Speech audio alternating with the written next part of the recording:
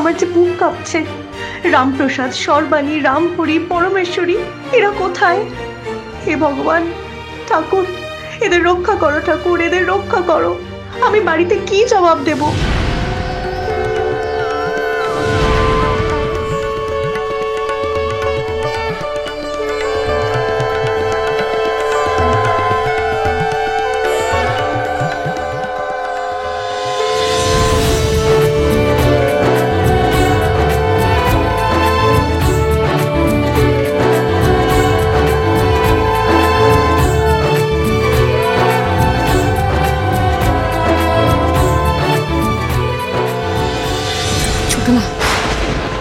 আমার রাজলক্ষ্মীর বিয়ে তো প্রায় শেষ হতে চলল, এবার তো শুধু সিঁদুর দান হবে।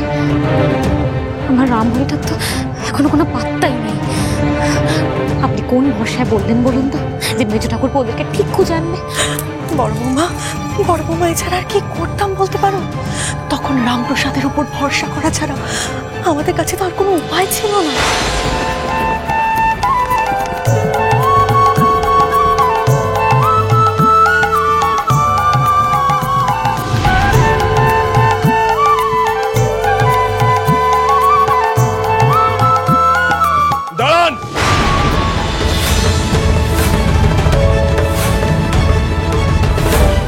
বন্ধ করুন এই বিয়ে।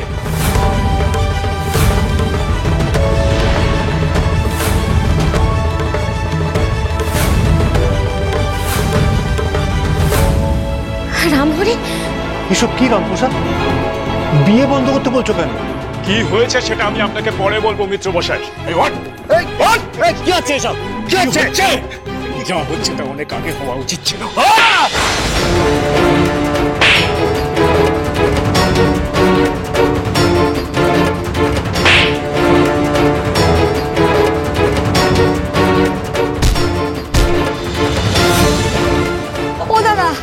এসব কি হচ্ছে তুমি একটু দেখো না। রামপ্রসাদ এ কি? এসব কি করছো তুমি? আমার জামাইয়ের গায়ে হাত দিচ্ছ কেন? ছাড়ো তুমি ওকে। কার গায়ে হাত তুলছিস জানিস? হাত কেটে ফেলে দেবো। নিজের হাত আস্তে থাকলে তবে তো।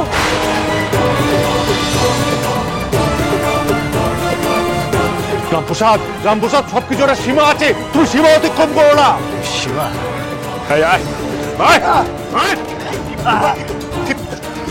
শিবা লঙ্ঘন না করলে আমি কারো গায়ে হাত তুলি না মৃত্যু মশাই।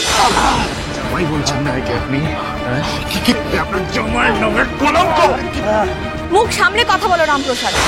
বিয়ের সবকিছু হয়ে গিয়ে সিঁদুর দানের সময় তুমি এখন এসে এইসব করছো?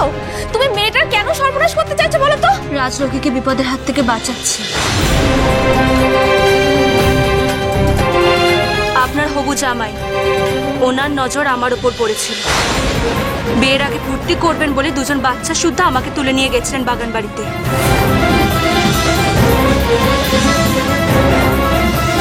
কি বললে তুমি?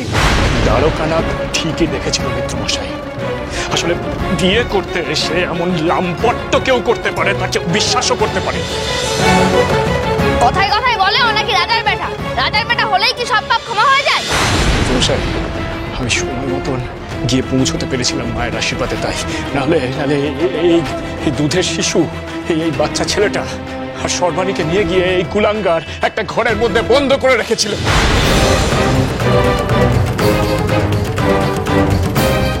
নতুন বৌমা, আমার ভুল হয়ে গেছে রামপ্রসাদ, তুমি আমার সাবধান করেছিলে।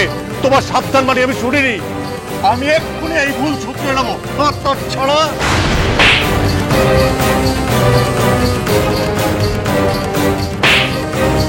আমার ছেলের গায়ে হাত দেওয়া?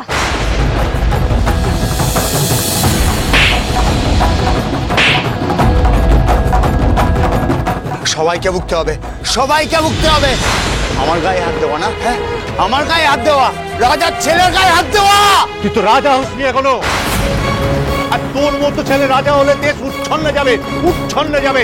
তোর মতো রাজা কেউ চায় না, কেউ না।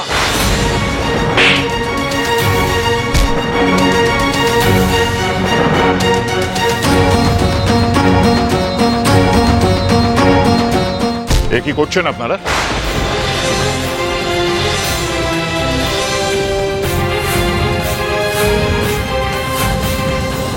বাবা, বাবা বাবা এই আপনি কোথায় আমার সম্বন্ধ ঠিক করেছেন? হ্যাঁ দেখুন ওরা আমার উপর চড়া ভাই আমার কি অবস্থা করেছে, দেখুন আমাকে মেরে ধরে কি অবস্থা করেছে বাবা। আপনি আপনি এক্ষুনি এদের সবাইকে বন্দি করুন, এক্ষুনি এদেরকে বন্দি করে আপনি এক্ষুনি নিয়ে চলুন বাবা, এক্ষুনি। কুলাঙ্গার!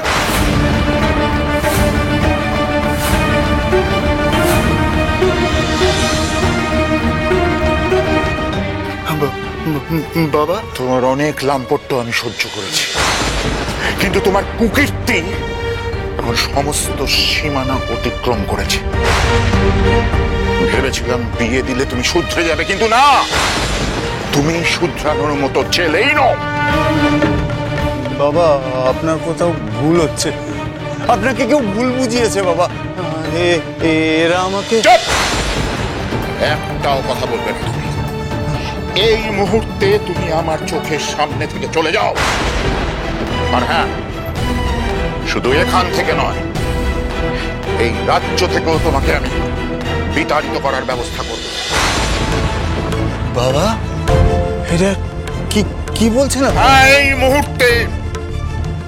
এই মুহূর্ত থেকে আমি তোমাকে ত্যায্য করলাম। আমার সম্পত্তি, আমার রাজ্য, কোনো কিছুর ওপর আর তোমার অধিকার রইল না। বাবা আমার সাথে এরকম করবেন না বাবা, আমি আপনার কাছে হাত জোড় করছি বাবা। তোমরা এক্ষুনি একে ঘর ধাক্কা দিয়ে এখান থেকে বের করে দাও, যাও। কি হলো, যাও।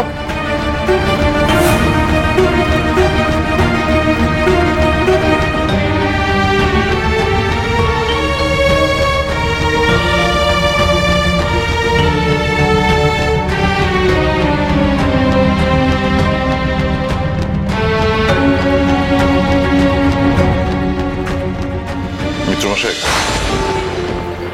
আমি আমার ছেলের হয়ে ক্ষমা চেয়ে নিচ্ছি। যদিও জানি এর ক্ষতিপূরণ হয় না, তবুও যদি পারেন ক্ষমা করে দেবেন। আপনি ক্ষতিপূরণের কথা বলছেন মহারাজ? এদিকে আমার রাজলক্ষ্মী যে লগ্নভ্রষ্ট হলো,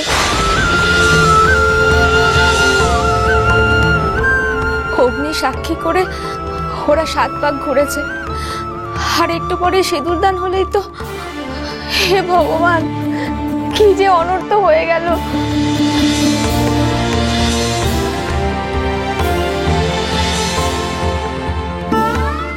সিঁদুরদান হলেই কি দুটো হৃদয় জুড়ে যায় পিসিমা? ওভাবে কি জুড়ে দেওয়া যায়?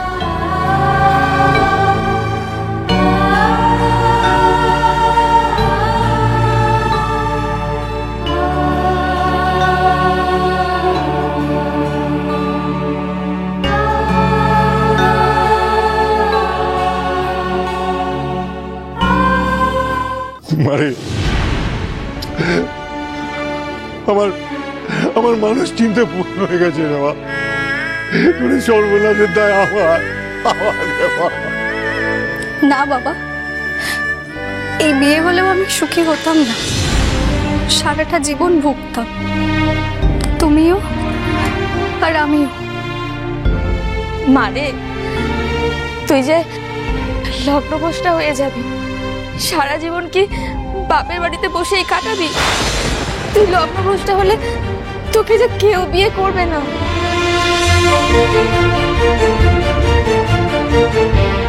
করবে।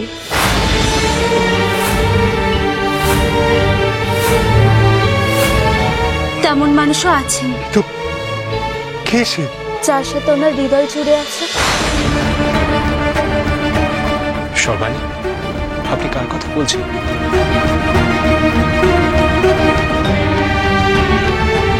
কোথায় উনি? দ্বারকানাথ মশাই? দ্বারকানাথ মশাই তবে সত্যি রাজলক্ষ্মীকে পছন্দ করেন?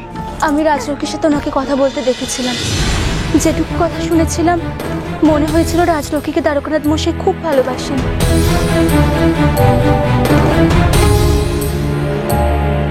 রাজলক্ষ্মীর সাথেও আমার এ নিয়ে কথা হয়েছিল, আমি বুঝতে পেরেছিলাম যে রাজলক্ষ্মী ওনাকে খুব পছন্দ করে। তুই এসব কথা আমাকে আগে জানাসনি কেন মা? আপনার পছন্দ করা পাত্রকে বিয়ে না করার কথা বললে যে আপনি কষ্ট পেতেন, ভেঙে পড়তেন, তাই আপনার সিদ্ধান্তকে রাজলক্ষ্মী ভবিতব্য বলে মনে করেছিলেন। আমি একবার ওনাকে বলেছিলাম ভেবে দেখতে, কিন্তু উনি নিজের সিদ্ধান্ত থেকে নড়েননি।